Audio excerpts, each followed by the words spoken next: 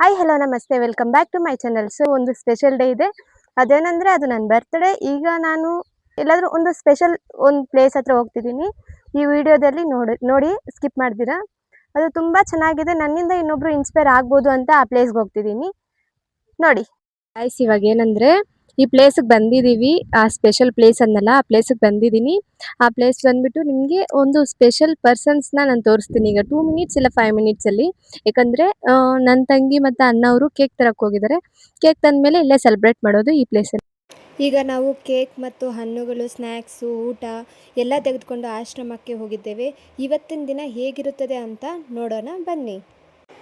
ಇಲ್ಲಿ ಹೋಗ್ಬಿಟ್ಟು ಎಲ್ಲ ನೋಡಿದಾಗ ತುಂಬ ನೋವಾಯಿತು, ತುಂಬ ದುಃಖ ಆಯಿತು. ಮತ್ತು ಅಲ್ಲಿ ಅಜ್ಜಿ ತಾತನ ನೋಡಿ ಕರ್ಕೊಬಂದು ಬರ್ತ್ಡೇ ಸೆಲೆಬ್ರೇಷನ್ಸ್ನ ಸ್ಟಾರ್ಟ್ ಮಾಡಿದ್ವಿ.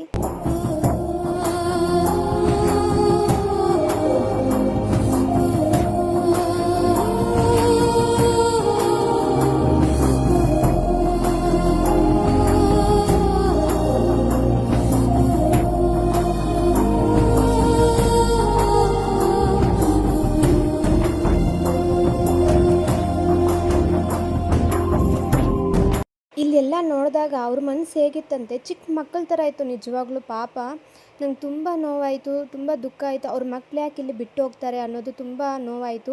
ಮತ್ತು ಅವ್ರ ಆಶೀರ್ವಾದ ಪಡ್ಕೊಂಡೆ, ತುಂಬ ಸಂತೋಷವಾಯಿತು ನನಗೆ.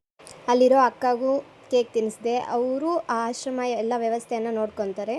ಹಾಗೆ ನಾನು ಪಾಯಸ ಮಾಡ್ಕೊಂಡು ಹೋಗಿದ್ದೆ. ಅಂದರೆ ಅಮ್ಮ ಮಾಡಿದರು ಪಾಯಸ, ಮತ್ತು ಚಿತ್ರಾನ್ನ ಮಾಡಿದರು, ಮತ್ತು ಬಜ್ಜಿ ಬೋಂಡ, ಸ್ವಲ್ಪ ಸ್ವೀಟ್ಸು ಸ್ನ್ಯಾಕ್ಸು ಎಲ್ಲ ತೊಗೊಂಡೋಗಿದ್ದೆ.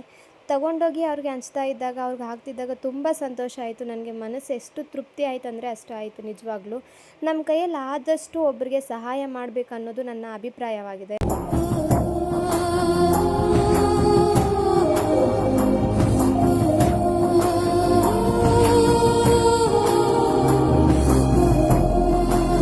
ನನಗೆ ಈ ಥರ ಎಲ್ಲರಿಗೂ ಊಟ ಸ್ನ್ಯಾಕ್ಸ್ ಸರ್ವ್ ಮಾಡ್ತಿದ್ದೀವಲ್ಲ, ಇದು ಮಾಡೋದು ನನಗೆ ತುಂಬ ಸಂತೋಷ ಕೊಡ್ತು ನಿಜವಾಗ್ಲೂ. ನನ್ನ ಲೈಫಲ್ಲಿ ಯಾವಾಗೂ ಇಷ್ಟು ಸಂತೋಷ ಪಟ್ಟಿಲ್ಲ. ಅವರು ತಿಂತಾಯಿದ್ರೆ ಅವ್ರ ಹ್ಯಾಪಿನೆಸ್ ಅವ್ರ ಕಣ್ಣಲ್ಲಿ ನೋಡಿಬಿಟ್ಟು ತುಂಬ ಸಂತೋಷ ಆಯಿತು ನನಗೆ.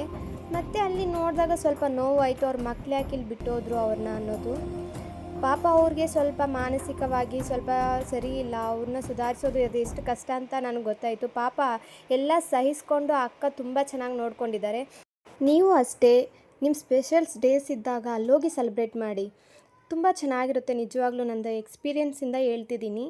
ಮತ್ತು ಅಕ್ಕ ಜೊತೆ ಅವರು ಕೇಳಿದ್ರು ಯಾಕೆ ನಿನ್ಗೆ ಈ ಥರ ಮಾಡಬೇಕು ಅನಿಸ್ತು ಅಂತ ಕೇಳಿದಾಗ ನಾನು ಹೇಳಿದೆ, ಫ್ರೆಂಡ್ಸ್ ಜೊತೆ ಯಾವಾಗೂ ಸೆಲೆಬ್ರೇಟ್ ಮಾಡ್ತೀವಿ, ಇರ್ತೀವಿ, ಆದರೆ ಇವ್ರ ಹತ್ರನೂ ಬಂದು ಮಾಡಬೇಕು ಅನ್ನೋದು ಆಸೆ ಇತ್ತು ಅಕ್ಕ, ಅದಕ್ಕೆ ಅಂತ ನಾನು ಹೇಳಿದೆ.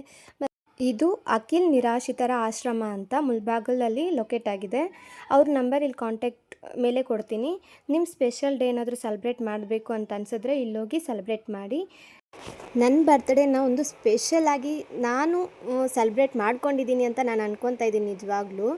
ನೀವು ಅಷ್ಟೇ ಯಾವಾಗೂ ಫ್ಯಾಮ್ಲಿ ಜೊತೆ, ಫ್ರೆಂಡ್ಸ್ ಜೊತೆ ಎಲ್ಲ ಪಾರ್ಟಿ, ಪಬ್ ಈ ಥರ ಹೋಗಿ ಸೆಲೆಬ್ರೇಟ್ ಮಾಡ್ತೀರಾ. ಆದರೆ ಒಂದು ಸರಿ ಆದರೂ ಈ ಥರ ಆಶ್ರಮಕ್ಕಾಗಲಿ ಹೋಗ್ಬಿಟ್ಟು ಅವ್ರ ಹತ್ರ ಟೈಮ್ ಸ್ಪೆಂಡ್ ಮಾಡಿ. ನಿಜವಾಗ್ಲೂ ತುಂಬ ಚೆನ್ನಾಗಿರುತ್ತೆ, ತುಂಬ ಸಂತೋಷ ಕೊಡುತ್ತೆ. ನಿಮ್ಮ ಬರ್ತ್ಡೇ ಅನ್ನೋದು ಮೆಮೊರೇಬಲ್ ಆಗಿಬಿಡುತ್ತೆ. ನನಗೆ ನಿಜವಾಗ್ಲೂ ಇವಾಗ ಹಂಗೆ ಆಗಿದೆ.